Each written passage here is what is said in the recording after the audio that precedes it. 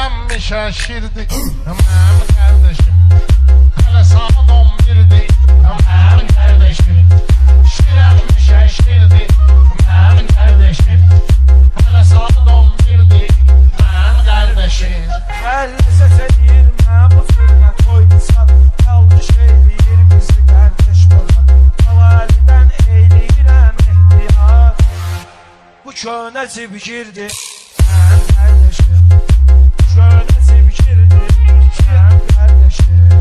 Şir yenə də şir deyil mənim qardeşim. Hele saat 11'di aman kardeşim. Gözüm var enişim ruhumda. Reşada bu göncem gelip hüzümden. Abbas deyir ölsün Bodrum'da. Abbas deyir ölsün Bodrum'da. Hala Ecep Nasir'di aman kardeşim.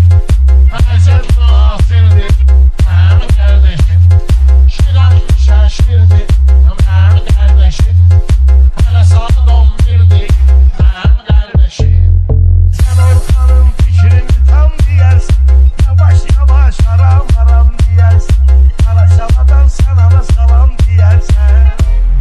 Çox şeyə qadirdir mənim qardeşim. Çox şeyə qadirdir mənim qardeşim. Ama şirəm şaşırdı mənim qardeşim. Hele saat 11'di aman kardeşim. Birim gördün Orxan yadıma salmış. Birim gördün Orxan yadıma salmış. Yaxşı tədbirlərlə o uzalmış. Məhdədiyəm peşə o dəqiqə qalmış. Ləzzətli tədbirdir aman kardeşim.